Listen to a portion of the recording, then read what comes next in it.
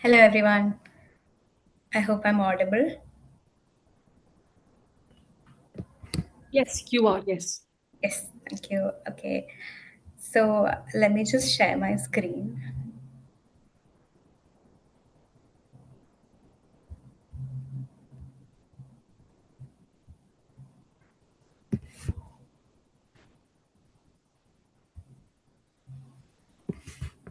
Is my screen visible to everyone?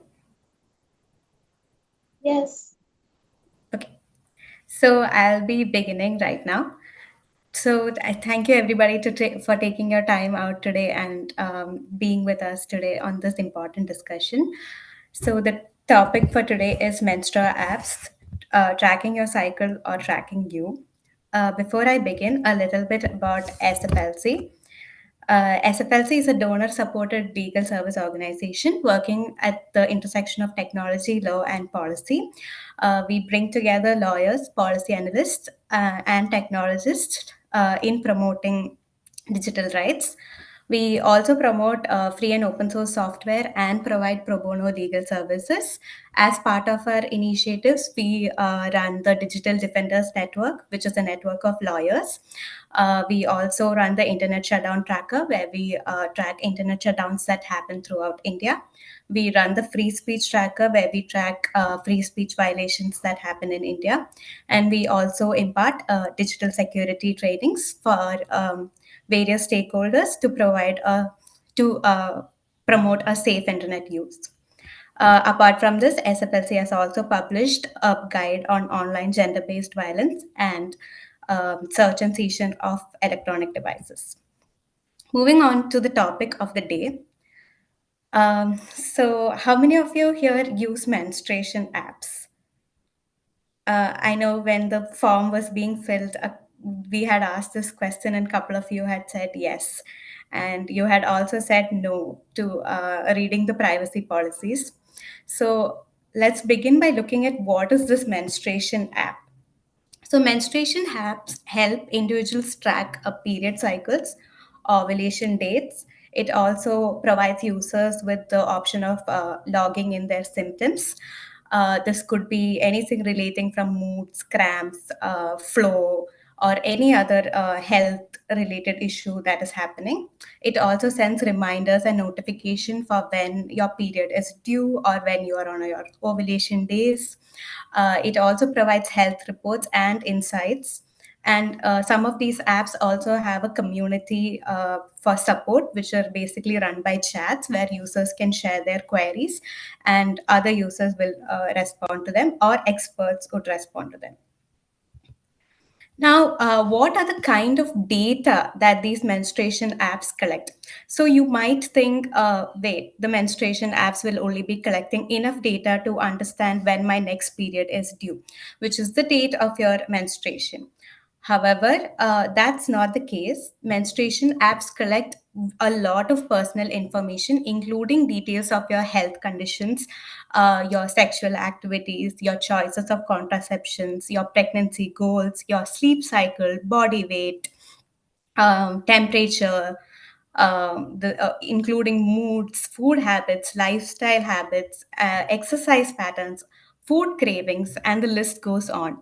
These are some of the apps that we analyzed and some of the details that we saw, which were obviously intrusive in nature. And to begin with, this is nothing. This is just the bare minimum pictures that we have put in here. Menstruation apps, most menstruation apps also have an option where users can log in their daily diary entries. So clearly, these apps collect a lot more information than that is actually required to just track your periods. The issues with menstruation app, to go in a little bit more in detail. The first issue is obviously privacy and data security concerns. Many apps collect sensitive personal data, including health information and the kinds of medications that users take. Many apps also share these data with third parties, including advertisers, analytics, and other data analytics companies. and even insurance agencies or even employers.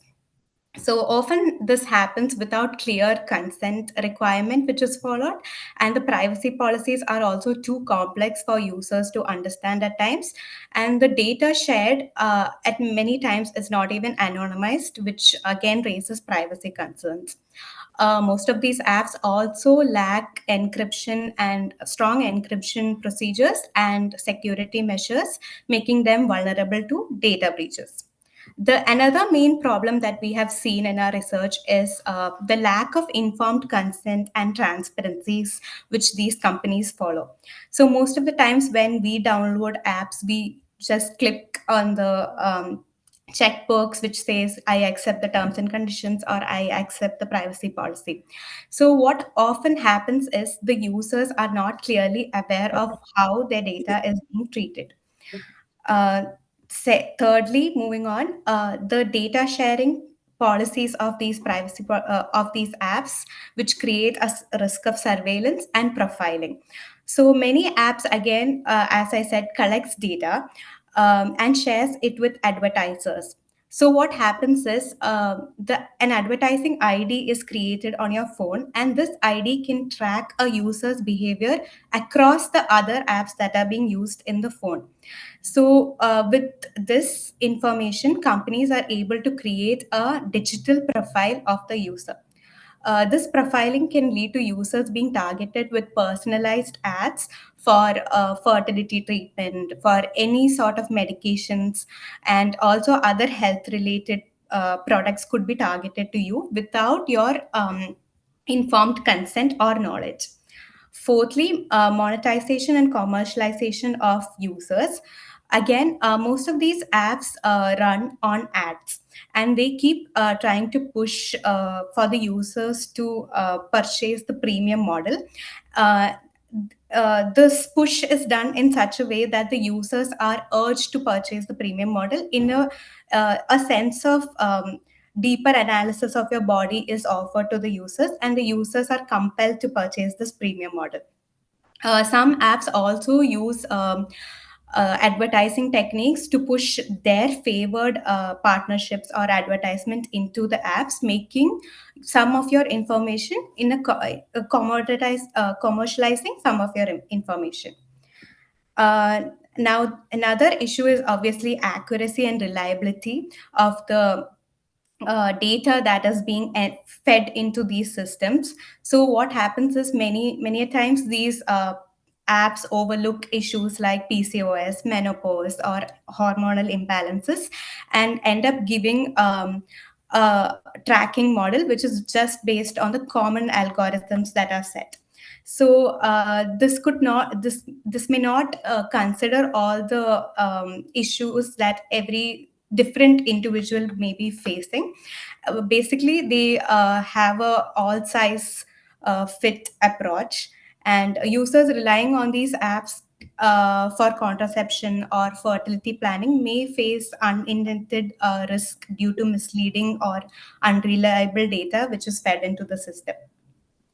Now, the last point is the regulatory gap and weak legal protections that are available.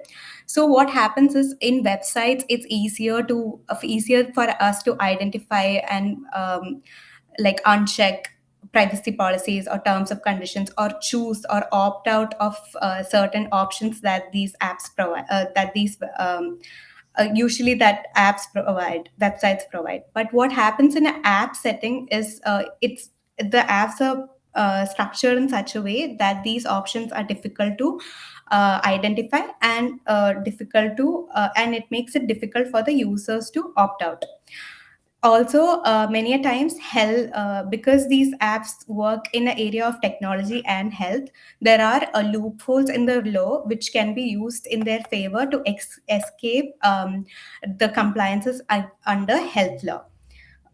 Countries which also have a weaker data protection mechanism or data protection law, in these countries, these apps have a better leeway to get away with safeguards and data misuse.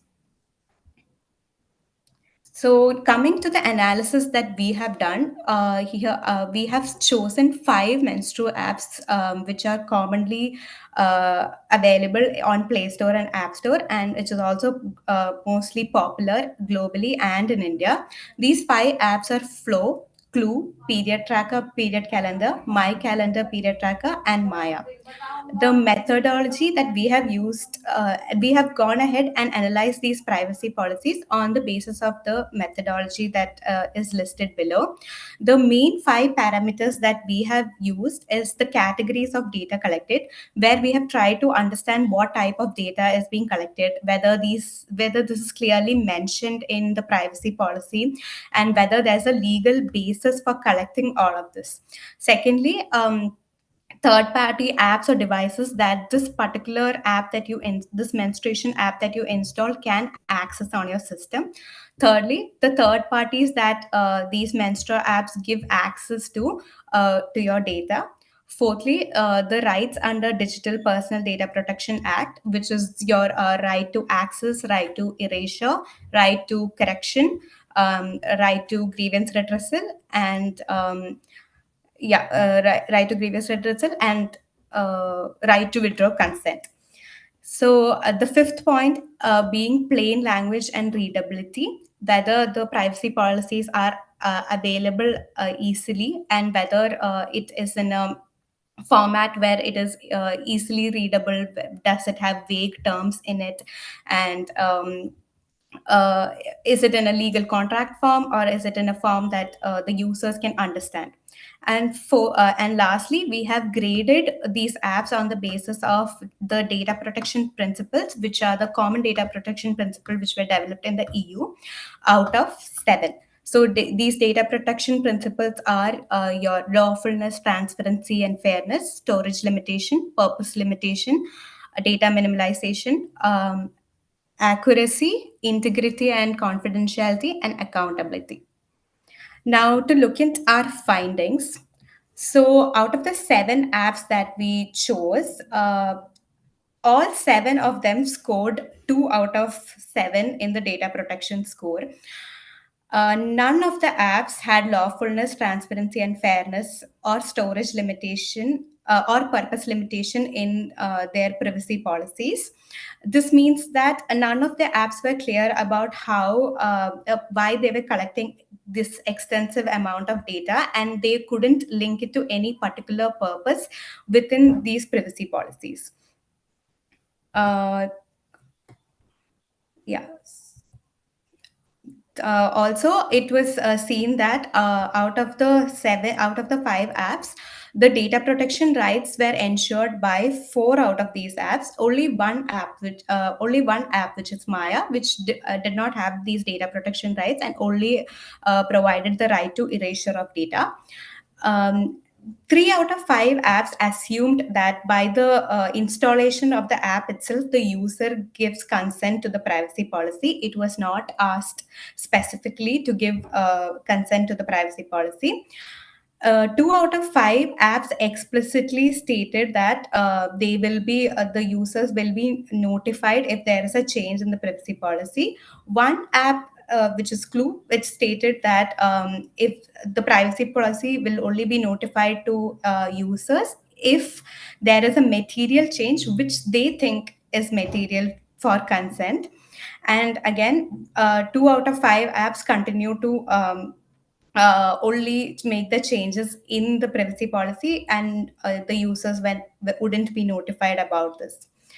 The next finding was opt out and data processing rights. This is your option to opt out of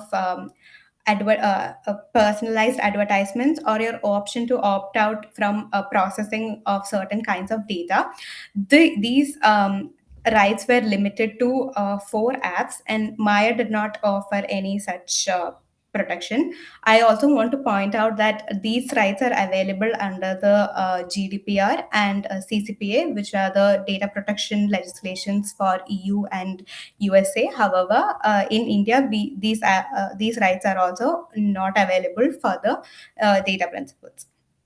The last finding is 3 out of 5 apps also provided users with a anonymous sign-in procedure, where basically an anonymous procedure where the users are not required to sign in to use the app, which is in a way safer for the users to use, because most of the times when there is no sign-in requirement, the data that you are entering into the app is stored in your devices and not um, these apps do not really have access to these data which are stored only in your device.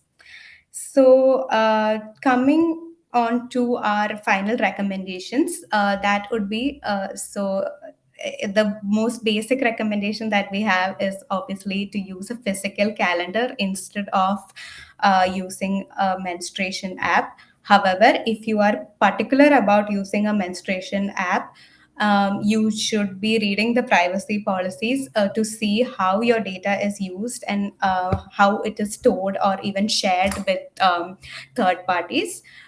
Choose apps that have a minimal data collection uh, in their purposes, and where the data collections are clearly linked to the purpose that they are trying to achieve. Choose apps which also have end-to-end encryption so that your data is stored securely and the third parties or the app itself does not have access to your data. Also, try to choose apps which do not have a mandatory account creation. In this way, at least your data, at least your identity is not out there. Try to also choose apps which have a data deletion process. So whenever you feel like you don't require the app anymore, you can delete all your data um, from the app and the server of the app. Also, consider using open source options like Drip, Yuki, or Periodical. These open source apps do not rely on a profit model, so they do not get involved in third party data sharing. And finally, use apps which have a offline mode and a local storage. So in this way, your data being exposed to the internet is also less.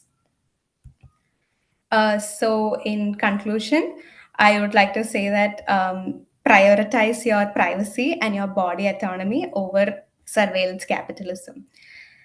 With this, I would like to welcome our speaker for the day. This is Dr. Paro Mishra. Dr. Paro Mishra is a PhD and assistant professor in Department of Social Science and Humanities in IIIT Delhi. She is the founding member of Ethnography Lab at IIIT Delhi. She holds a master's degree in sociology from JNU Delhi and PhD from IIT Delhi. Her areas of interest include gender, new reproductive technologies, information communication technologies, migration, kinship, and surveillance studies. She has also published research papers in FemTech app analysis and menstruation apps. Over to you, ma'am.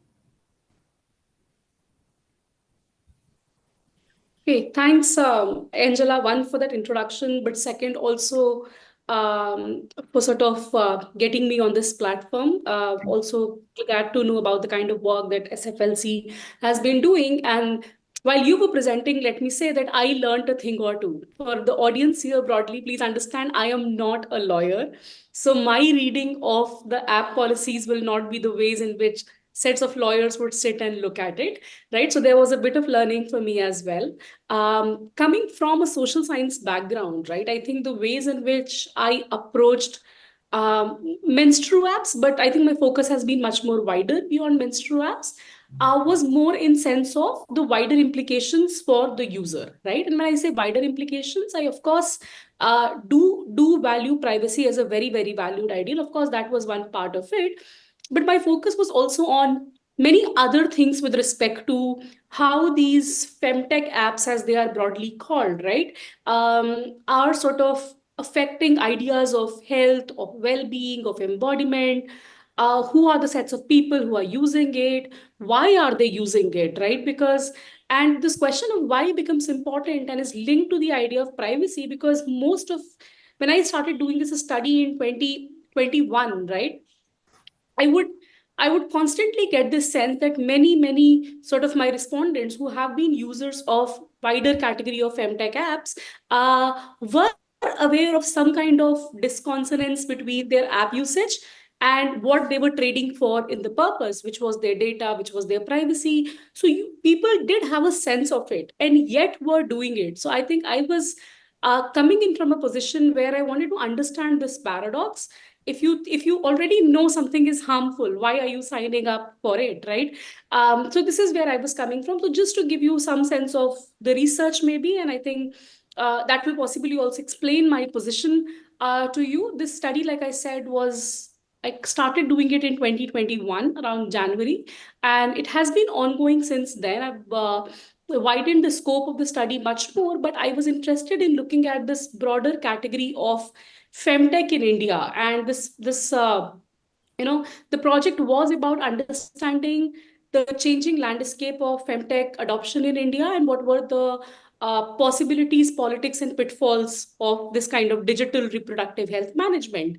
My focus was not so much only on menstruation, but really, I would say I did focus on the various stages of the reproductive cycle of uh, most sort of users, and I was looking at phases like, of course, menstruation, but also fertility tracking, also pregnancy, childbirth, a bit of parenting even, but also things like menopause and so on and so forth. And then these alternate sort of conversations entered in between, which was looking at then endometriosis or PCOS, or the history of miscarriages. So those sort of tangents then entered.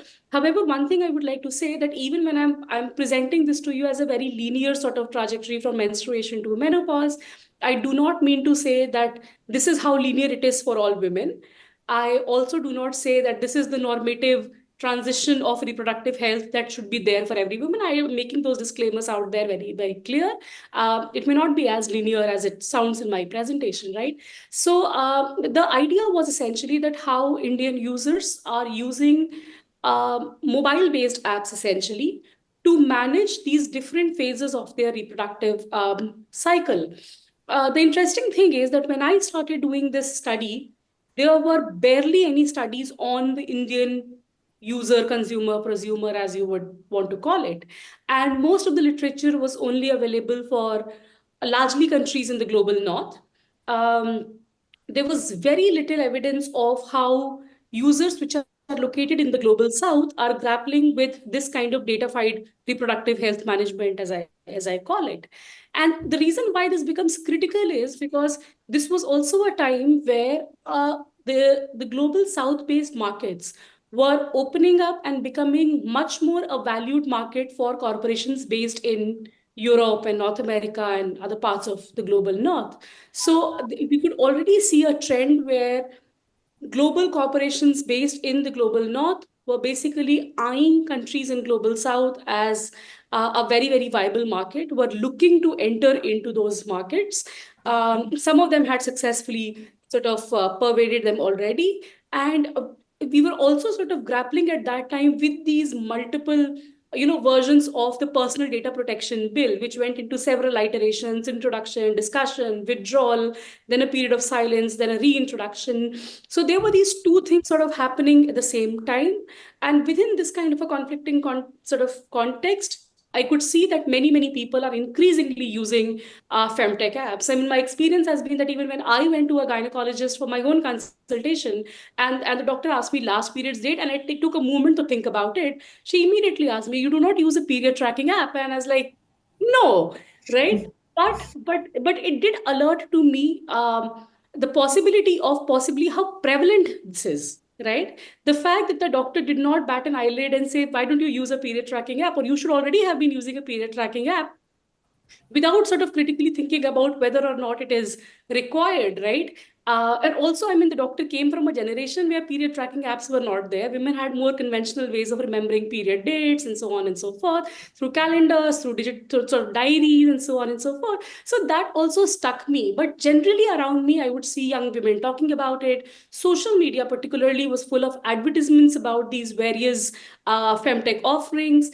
At the same time, within like India specifically, we could see all these initiatives around, digital health, right? The government also sort of focusing a great amount of energy, time, and resource into the National Digital Health Mission, like in the 2020s, particularly during COVID.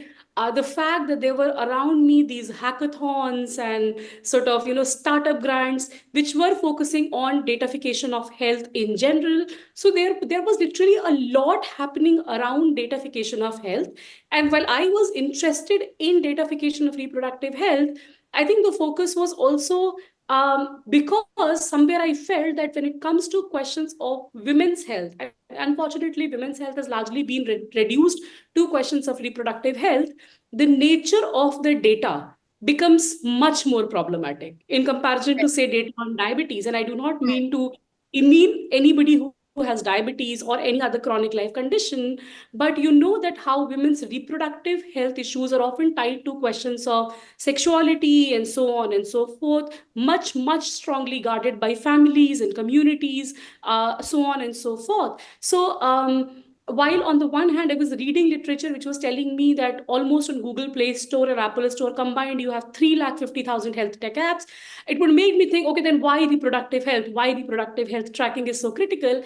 And yet my own training as a gender scholar, as somebody who's been interested in questions of reproductive technology, sort of was constantly pushing me to rethink more about it. So it was within this broader climate of various kinds of shifts which were happening around me that I got interested into this question, and the general sort of unavailability of literature on the Indian user.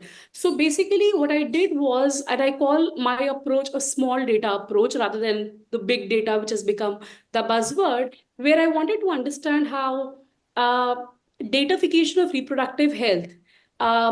Basically, what kind of meanings do people associate with it, right? What are the ways in which people interpret the idea of data in relation to their personal lives? And of course, it did lead to questions of big data eventually, which, as I said, the privacy issues were cropping up again and again, which is so much linked to the idea of big data. But my approach initially was to approach it from the vantage point of small data, essentially, right? And as part of this wider study, then we did a large scale survey, um, largely through social media platforms, but also some kind of a outreach through posters around Delhi NCR, in university campuses around Delhi NCR, in prominent markets. But we tried to have like a Google form for us in English and Hindi. And we had QR codes of those forms available on the posters. We tried to solicit responses. I also reached out, and you would understand that when I'm looking at Menstruapp users, this is not a community in the sense of being spatially concentrated, right? So there were users I knew, but the users were very dispersed. So I also reached out to a few prominent social media influencers who are also professional doctors who are looking at issues of gynecological health and so on and so forth. And I reached out to them and I said, see, this is what I'm trying to do. You have a target audience which is essentially caring about reproductive health issues. Can you help spread the word? Some of that happened eventually, and we did a large scale survey of about 1,004 respondents all across India, people basically who have been using FemTech apps for a period of 3 months or more, right? And Ma'am, I wanted to specifically understand, like, what are the kind of implications that you saw in India specifically from the this data analysis? Like, yeah, was it just privacy concerns, or were there other concerns that cropped up? sure. I was coming to that. So one of Okay. the things after this survey and after this sort of qualitative interviewing that I did with people who volunteered to be the part of such study, one of the things which became fairly evident was that there was a reason why people were in India were turning to these apps, right? Much of it was because of the lack of access to basic sex education in the country. It was also because the channels of communication around sexual and reproductive health were very close, barring few sort of people who had the social capital where they could access this information freely. for most young women in India, access to this information, at least in a non-judgmental way, was not really available.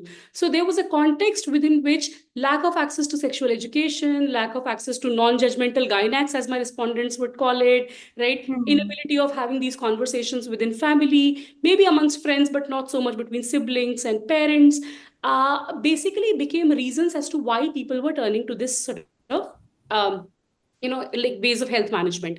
The other thing was that when we analyzed the survey data, one thing became fairly obvious was that the segment which is using these apps in India is largely younger segment. So basically women from the age groups of 15 to 28 form the largest segment in our study, almost accounting for nearly, if I'm correct with numbers, maybe 60 to 70% of the user base, right? These are also young women who are urban based, who are highly educated, who are, some of them are professionals, right, are very mobile.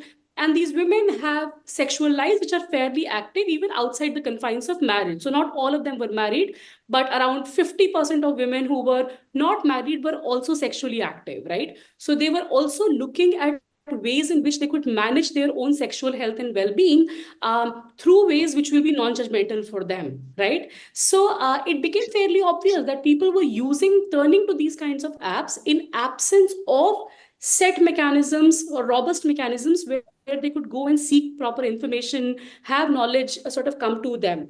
Uh, to circle back to your question about then privacy, like I said, privacy was a concern. It wasn't that privacy. Remember, I'm speaking about a very urban, mobile kind of a group which is very aware, which is very alert, were aware of also what had been happening globally in terms of even things like the overturning of Roe v. Wade, right?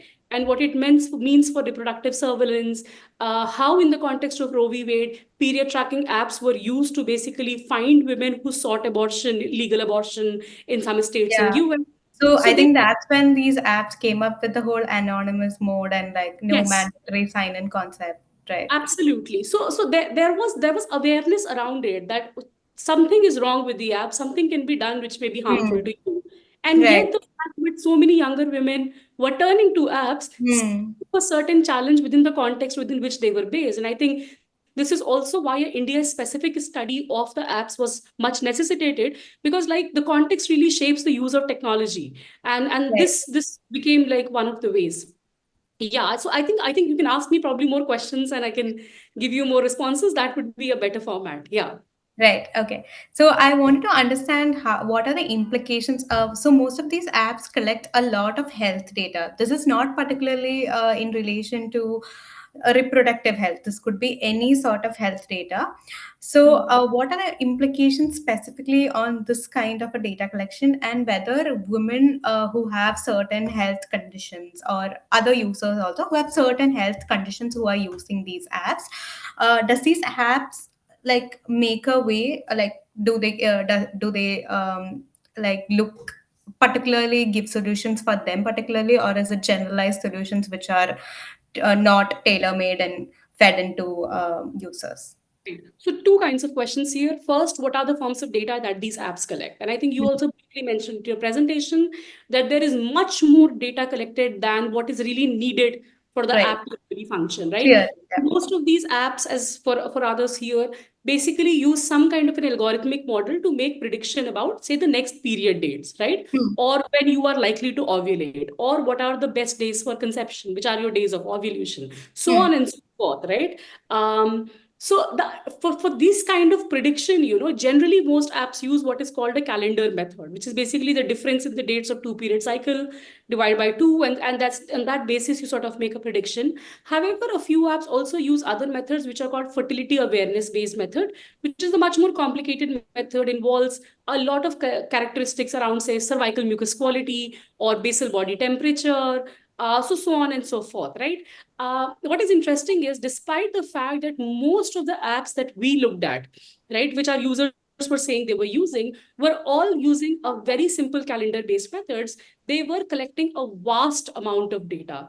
And if I can quickly break that data into maybe three, four categories for you, there was, of course, a lot of personal data collection in terms of names, phone numbers, email IDs, social media profiles, even access to friends, like which profiles are friends with which profiles, so on and so forth. There was also a lot of data on lifestyle, exercise Mm. pattern, dietary choices, sleep cycles, the kind of activity they engage in, sexual activity, contraceptive usage, so on and so forth. There were also health data, which was, of course, critical for the app in terms of, say, menstruation dates, nature of flow, quantity of flow, color of flow, particularly around, or when it was pregnancy apps, it was around, okay, which week are you on, right? What are the, kind of, size, like what size the baby is, so on and so forth, some of that.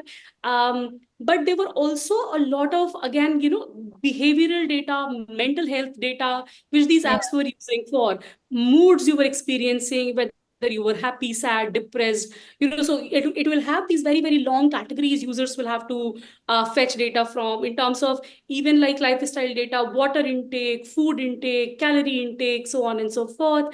So basically, and then there was a lot of metadata, basically from which location are you sort of logging in this information, so data about data, which was Mm. also something that these apps were collecting. I mean, a scholar, currently I can't remember the name, has actually argued that these apps bleed an excess amount of data, to use the Right. metaphor from situation, Yes, that yes. these apps bleed an excess Data, amount. period tracking apps are basically bleeding your data. Yeah. Yeah, bleeding your data, right? So basically, I mean, it is not difficult to understand for anybody who knows how data driven corporations function. Yes. All of this data is important for them. It is not important for you in sense of making a prediction about next period cycle, but if, Mm. like you pointed out, the emphasis has been on using your data as a way of making money by selling it to third party organizations, then you would want as much data as you can garner, right? The fact that you can create database profiles of users and then use those database profiles to recommend products, to advertise, to nudge them into buying certain things makes all of this really, really valid. I mean, people have called data as the new oil. That is basically because data driven corporations are running on this new fuel, right? So Yeah. all of your surplus data in many ways becomes a very, very valuable capitalist intervention, capitalist resource for those corporations which are engaging in data driven policies and management and sort of work. So that was there, excess amount of data. But the second question you had about, remind me, uh, Uh, about whether these apps like does is it a fit yes, for okay, all yes, sort of approach yeah. or yeah. So yeah, so the second question, that do these apps account for particularities of people, or is it more general in their framework? My analysis shows that these are mostly fairly general, right? Okay. So there has been an In imagination, spite of collecting so much of data, insight, which then tells you actually that all of your data is not going into some personalized prediction for you. It is not as they sell it. precision medicine, So so to yes. say, right? So Mm. despite collecting this voluminous amount of data, the predictions are far more sort of generic, right? The predictions are far more overarching. And that has to do in many ways with this entire imagery of, or imagination of, who an ideal reproductive person is, or what an Mm. ideal reproductive cycle might look at. So you're Mhm. already, so those coders and developers who are, say, behind the algorithms of these apps already have an imagination of what a normative reproductive body looks like, right? And the algorithm has been designed keeping in mind that kind of an imagination. So I'll give you one quick example here. For instance, because I was looking at this range of sort of reproductive stages within which women place themselves, and when I was speaking to women who had, say, experience, you were using a fertility prediction app and then moved to a pregnancy app post sort of conceiving, and if unfortunately they had a miscarriage, right? There was no way that they could log this in the app that they have miscarried, that there has been a missed pregnancy, right? The app would assume that every pregnant woman would continue for the next 9 months, which is also something we know not happening. A lot of women have premature babies. A lot of women also miscarry. Miscarriage, I think the last I checked the data, 1 in 4 pregnancies in India results in a miscarriage.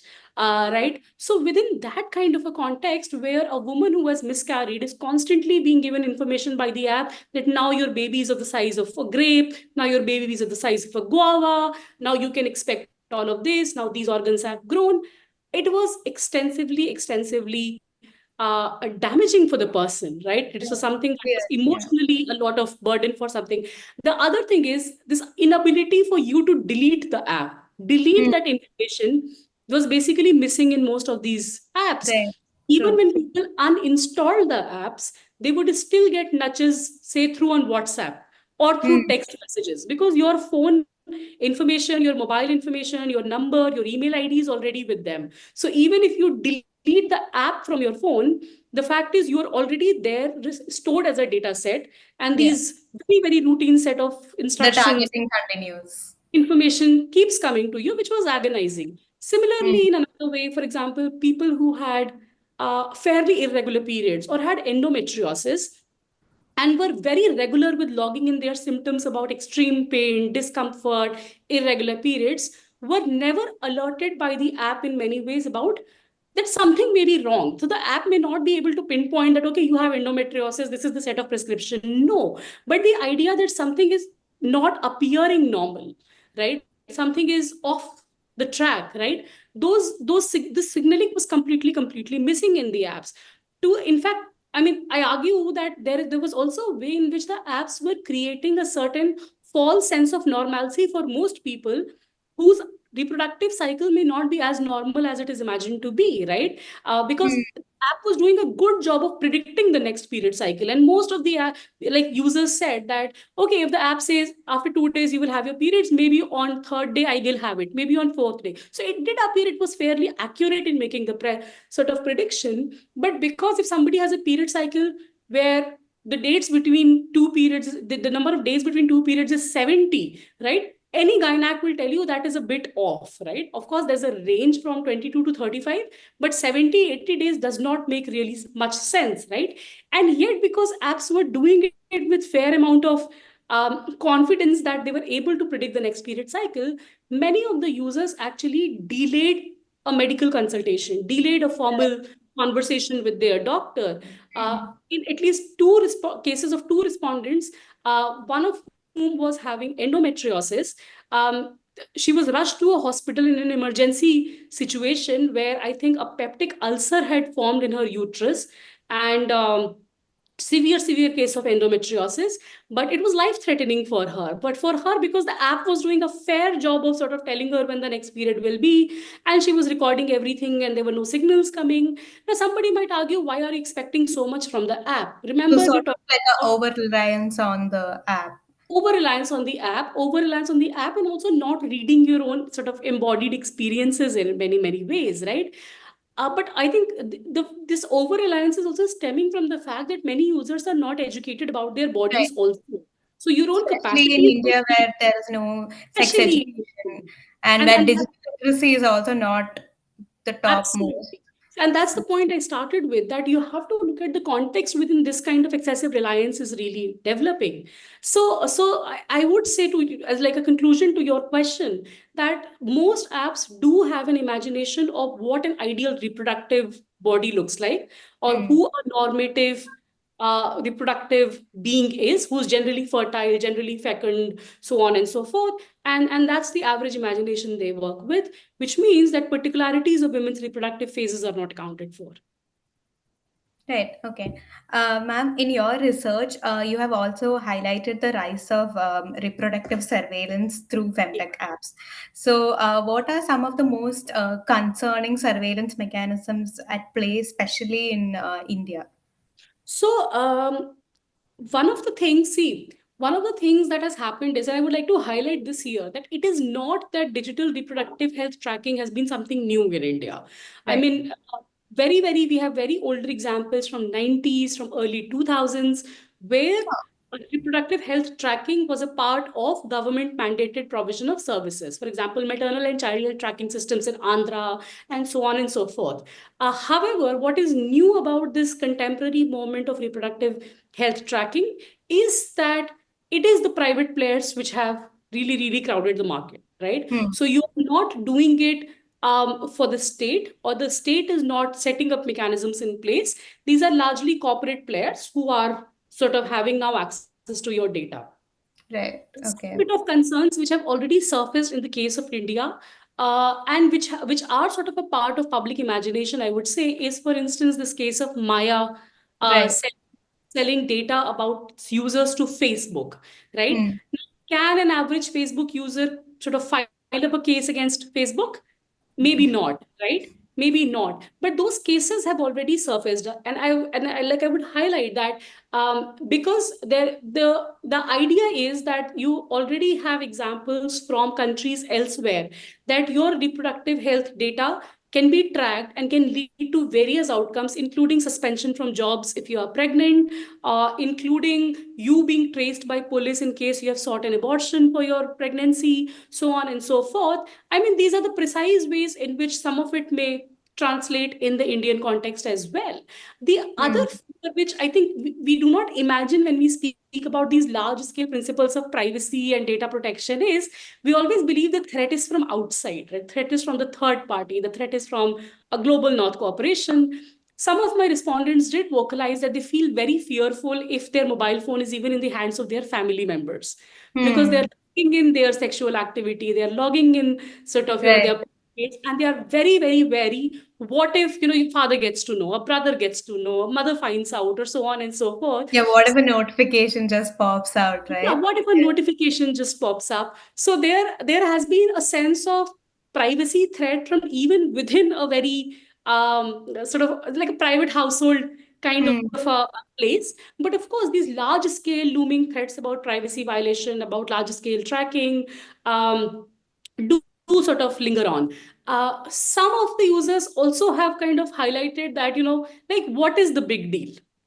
Because in the sense that they are saying, anyways, you're using so much of digital services, right? You're using Google all the time, you're using Uber, you're using Ola, your location data is out there, your email IDs are out there, you're creating profiles using that email ID, you're logging in through your phone numbers, giving it to say Shopper Stop or West Side, or for shopping and so on and so forth. So some of the users have become pretty, I would say, disposed to the idea that once you start doing that, this will be a trade-off, this will Right. be a trade-off. And yet what is interesting is there are parts of data they deem to be much more private in comparison to other forms of data. So like I Hmm. specifically remember some of them talking about, say, if somebody gets to know my period dates, what is the big deal? Right? If they get to know it, they get to know it.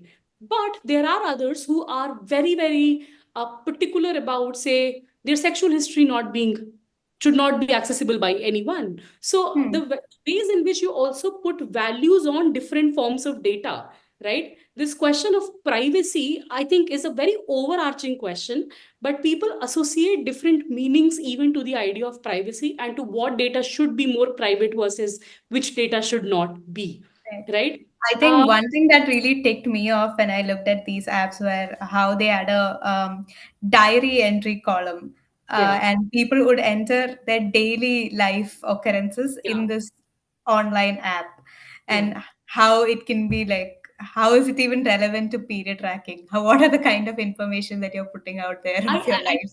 I think, So, I think like, because essentially blogging your life into the period tracker app. you are blogging your life, I think for most people it might seem harmless, right? Yeah. But the fact that a digital diary can be a valuable source for basically letting the corporations out there know in terms of what are your behavioral preferences, what are your dietary preferences, what you Food like to cravings were an option in very the app. innate, very, very intimate sort of experiences. I mean, for them, it is much more valuable, right? And Hmm. this again sort of circles back to the question of, do we really understand what we are trading, right? Right. Uh, there have been these sort of Marxist feminist kind of perspectives which have said that datafication of reproductive health to reproductive health tracking basically makes the average user into a laborer, right? So you are actually working, you are actually laboring to produce data for somebody who's going to profit from that data, right? And you are not being remunerated in any way for it. There's an invisibilization of labor that is happening. But of course, for most average user, this is not a reading that they would assign to something like this. The whole question of digital literacy and data literacy is still a question that we are grappling with in the global south context. Many people do not understand how AI works, how big data works, how, yeah. How is this difference more particular in the global south in comparison to the global north? Like, is it mainly because of digital literacy, or are there other factors as well? So digital literacy, of course, is an important factor. I think the fact that we are speaking of really different kinds of populations when we are talking about the global north and the global south is an important factor. But one thing you have to consider is that the world now is much more related than before. It's Right. constantly sort of exchanging things, knowledge, material, resources, so on and so forth. And within all of this kind of a context, the world is now increasingly linked, and particularly the global north and global south today is linked through data relations, right? Interestingly, these data relations emulate the older model of colonial relations, where Hmm. between global north and global south, where extractivism was a principle on which these colonial relations would sort of rest, right? Of extraction of information, of extraction of resources from the global south to the global north. The extension of the same colonial principle can now be seen in the context of these data relations between global north and global south. What is interesting is when we did the study, we looked at a lot of Indian femtech apps. We wanted to look at the broader Indian femtech market, but we actually asked users which apps are you using. Clue and Flow came out to be the two most Of preferred course. apps to be Yes. used, which are both not based in India, India, right? yeah. What is also interesting is a lot of people were using Apple Tracker, which is again something that the ownership of the data lies somewhere else. So that almost puts the user in the global south in a certain position of a disadvantage, right? That is Hmm. the second thing is, and like scholars have called it particularly uh, like this idea of informatics of domination is something that you would see happening in this particular case as well, if you draw from Donna Haraway's work. But what is interesting is that we also see the inequality at play because some global north countries have at least some kind of data protection sort of laws Right. which are there in place, right? The Hmm. EU GDPR is a great example, right? Yes. Which is the General Data Protection Rule. But what is also interesting is that the EU GDPR rule basically acts on this idea of the territorial jurisdiction, which means that while the EU GDPR, in whatever limited way, I won't say that EU GDPR is a great law. There have been loopholes, there have been cases of data leaks even within EU. But what is interesting is even though the EU GDPR, which operates on the basis of territorial jurisdiction, might create room for a person in EU to sort of file a charge in case they feel their data has been violated. EU GDPR does nothing to a user based in global south who may be using an app which is based in a European country, right? So Of the course, the fact access to like access to justice would also be limited in for a person who is based in the global south trying to access justice from GDPR and data protection board there would absolutely, definitely. absolutely, right? So those inequalities I think become fairly glaring when we particularly look at in the context of data extraction. The other thing is that there is a certain kind of a ethics dumping in this digital age, right? Where many a times questions of how whether or not you should value people's data for the sake of the fact that this is people's personal data, those kind of ethical questions have taken a backseat in the kind of commercial logic that we see unfolding. And I think this sort of further disadvantages global south locations, right? Where I mean, the sort of extractivism continues to sort of perpetuate these global inequalities in many ways. That's good. I mean, a lot of information for me as well. I think one question that I had in mind was, since you said you have particularly looked at Indian apps, do you see a difference in the way Indian apps are created in comparison to Flow or Clue or these apps that are coming out of the global north?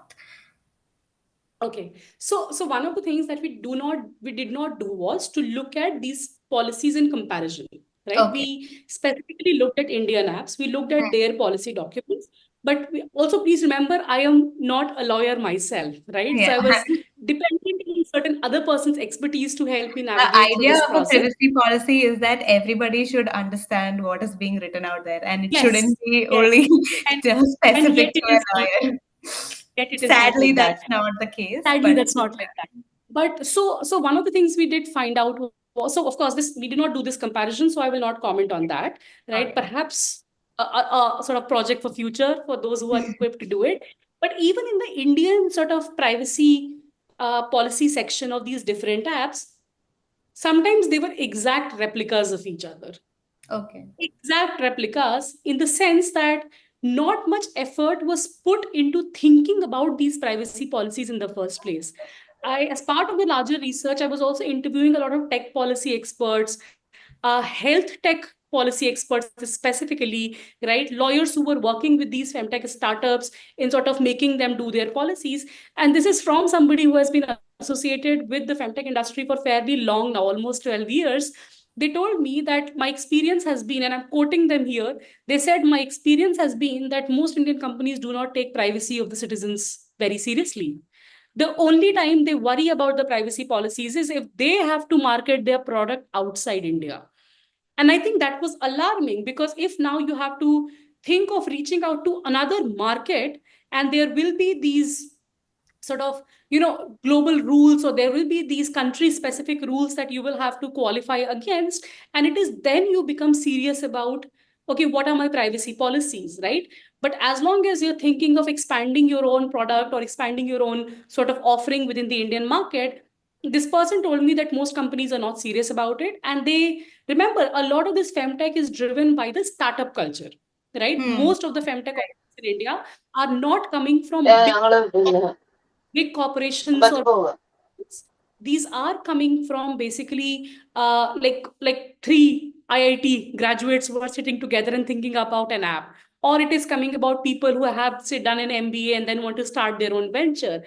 So the fact that you have to also invest a lot of money into a robust data protection, hardware and software system, the fact that you have to think through the legal jurisprudence which involves questions of data privacy, many of them see view it as an added expenditure, and in the process are not willing to put in whatever limited money they are functioning with into those directions, which also tells you that, one, it is a cost benefit question, but the other, it is also treating users privacy as dispensable.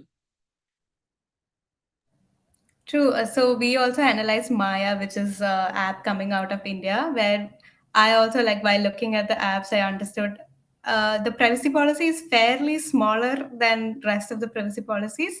That's because it's very vague. There are no rights which are offered in other jurisdictions which are offered in Maya. So that yeah, it's whatever you Yeah, just and said like makes total. even if It's like circling back moment for me because it even if the privacy policy is not small but fairly large, I think that itself is also a problem, because, right. like other That's scholars true as noted, well. Yeah. yeah, other scholars have already noted that if you have to read a privacy policy of any service that you're availing, a digital service, for a graduate user, somebody who is Hmm. a graduate, it takes on an average about 84 minutes to read the policy, let alone understand it. I have a PhD, and yet I cannot say that I understand the terms and services of the very ways in which very, very complex legalese is being used to frame that argument, right? Or Hmm. to frame the set of sort of rules and clauses and subclauses, it is intentionally done in a way that you do not understand it. And so Right. all of us just quickly skim through it and just check, actually just scroll through it and just come to the box where we say, okay, I agree. I accept the terms and conditions, right? So this is what scholars have referred to as consent fatigue, that you're Yeah. asking me to consent, but the whole process of informed Going consent, where I through. Yeah. really understand what it True. entails to give consent, is basically too complicated for me to Spare grasp. my time for it. Yes, that's true. Yes. So we are slightly over time. So I'll Okay, open no the worries. floor for questions. If any of the audience have any questions, you can add it in the chat or you can unmute yourself and speak. Also, if anybody has any comments, please feel free to post them in the chat.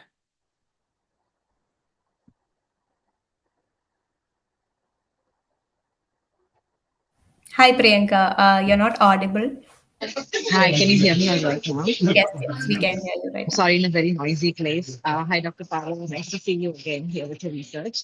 I just had a question. Is any of the people you did the research with, the women, were they having privacy concerns themselves? Yeah, a lot of them. A lot of them, like I said, this thing that I was talking about, that the difference in which people value some aspects as more private versus other aspects as less private means that they were vocalizing these sentiments about how privacy is valuable for them, right? Does privacy in the legal sense is valuable for them? Maybe not, right? Do they even understand what privacy violation in the legal sense means? How they have a right to privacy as part of the constitution? Maybe that kind of an understanding was missing. But the fact that there are certain aspects of my life which I would not want other people to know, even if it pertains to my health tech data, was very much a part of people's anxieties about uh, their own sort of data, right? Some vocalized it even better, right? Remember, like when I was doing interviews, we had people who were basically data scientists themselves, who were working at Google, who were working at Microsoft, and of course they framed those questions, they understood it much better than say how an average lay person would understand. So yes, people did vocalize sentiments about concern with their privacy in extremely varied and different languages, as I would say. Yeah. And thanks, Priyanka. Good to see you here. Yeah. Is there any other question?